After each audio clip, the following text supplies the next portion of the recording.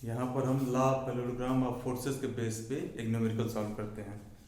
देखिए, उन दो बलों का मान ज्ञात कीजिए यदि दो बल एक दूसरे के साथ 90 डिग्री के कोण पर कार्य कर रहे हैं तो उनका परिणामी मतलब रिजल्टेंट रूट में 10 न्यूटन होता है।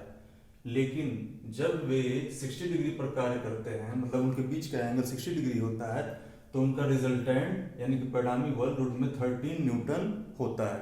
तो उन्हीं दोनों फोर्सों की वैल्यू ज्ञात करनी है। देखिए, दो केस बनते हैं यहाँ पे। पहले केस में क्या है कि मान लीजिए दो फोर्स P और Q है, उनके बीच का एंगल कितना है 90 डिग्री।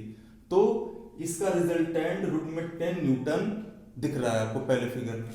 दूसरे फिगर में क्या है कि दो फोर्स मान लीजिए P और Q है, उनके बीच का एंगल 60 डिग्री है तो रिजल्टेंट रूट में 13 न्यूटन होता है। अब सिंपली हमको P और Q की वैल्यू फाइंड आउट करनी है। ठीक, आप लोग पढ़े हुए हैं कि लॉ पैरेललोग्राम ऑफ फोर्सेस में रिजल्टेंट फोर्स का फार्मूला होता है R is equal to root में P square plus Q square plus 2PQ cos theta. ठीक है, अब हमको P और Q की वैल्यू निकालनी है दो जगह से। पहले केस में रिजल्टेंट रूट में 10 न्यूटन रखेंगे और दूसरे में रिजल्टेंट रूट में 13 न्यूटन रखेंगे और P और Q की वैल्यू हम निकाल सकते हैं। देखिए, पहले देखिए कि यहाँ पे R इक्वल टू रूट में 10 न्यूटन है तो फार्मूले से R की जगह रूट में 10 हम रख देंगे इज इक्वल टू रूट में P square plus Q square plus 2PQ cos theta. Theta equal to 90 degree है तो cos 90 हम लिख देंगे cos 90 डिग्री। अब जानते हैं आप cos 90 की वैल्यू 0 होती है।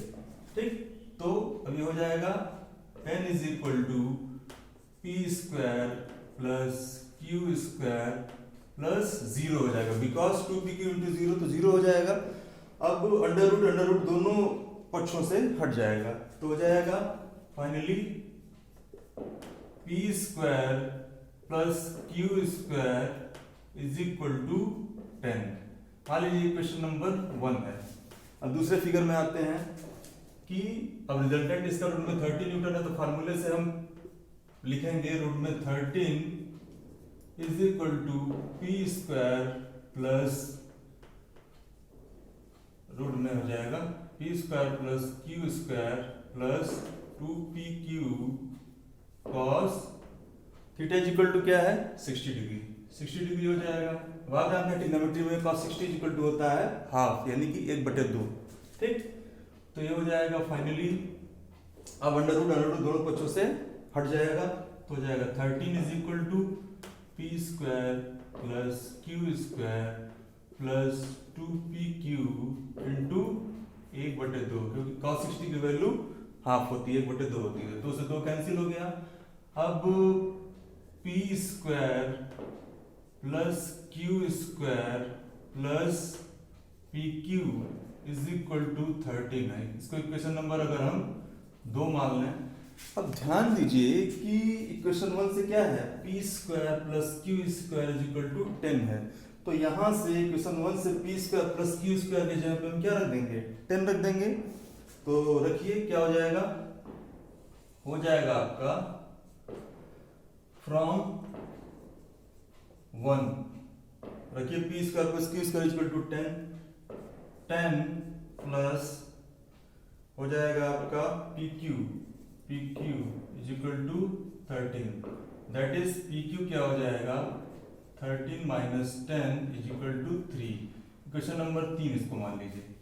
ठीक, अब आप एक फार्मूला स्कूल में पढ़े हैं कि P प्लस Q क्या कौन सा फार्मूला पढ़े हैं कि P प्लस Q का होल स्क्वायर इक्वल टू होता है P square plus Q square plus 2PQ मतलब A प्लस B का whole square equal to A square plus B square plus 2AB से।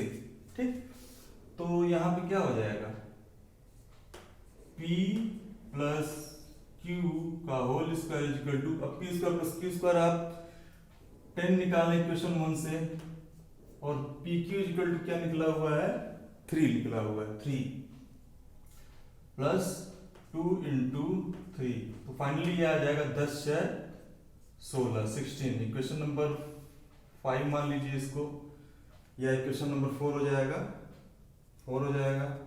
ठीक, इसी तरह सिमिलरली p माइनस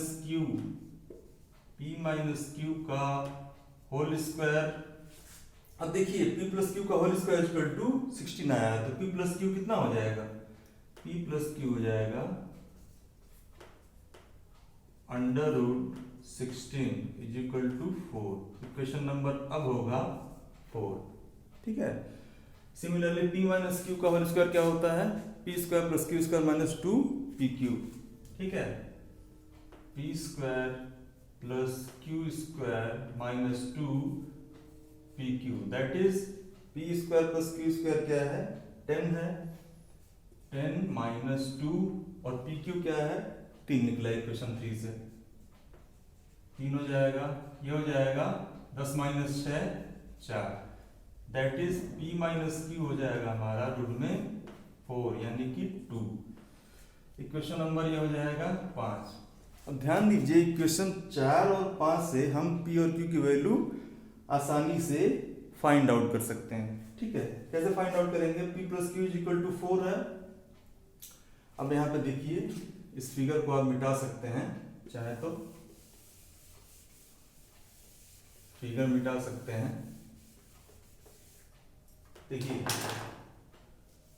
फिर ऊपर आइए, from equation number 4 and 5, equation 4 and 5, तो 4 क्या है आपका, p plus Q is equal to 4 and equation 5 क्या है, p minus Q is equal to 2। अब क्या करेंगे, दोनों इक्वेशन को हम ऐड कर देंगे, जोड़ देंगे, तो जोड़ेंगे तो क्यू क्यू कैंसिल हो जाएगा, 2p इज इक्वल टू 6 हो जाएगा, p is equal to 3 newton, p की वैल्यू 3 न्यूटन आ जाएगा। अब p की वैल्यू आ गई तो q की वैल्यू आसानी से हम निकाल सकते हैं, कहां से, सो फ्रॉम 4 में p की जगह 3 रख देंगे तो जाएगा 3 plus q is equal to 4, that is q is equal to 1 newton. तो हमने यहाँ पे p और q की वैल्यू फाइंड आउट कर लिया। ठीक, find the value of two forces if the angle between two forces are 90 degree, then their resultant force having under root 10 Newton, and if the angle between two forces are 60 degree, then their resultant forces will root में 13 newton. इसका answer आएगा P is equal to 3 newton and Q is equal to 1 newton. Okay, आगे आने वाले समय में और भी न्यूमेरिकल्स हम हल करेंगे। Thank you very much.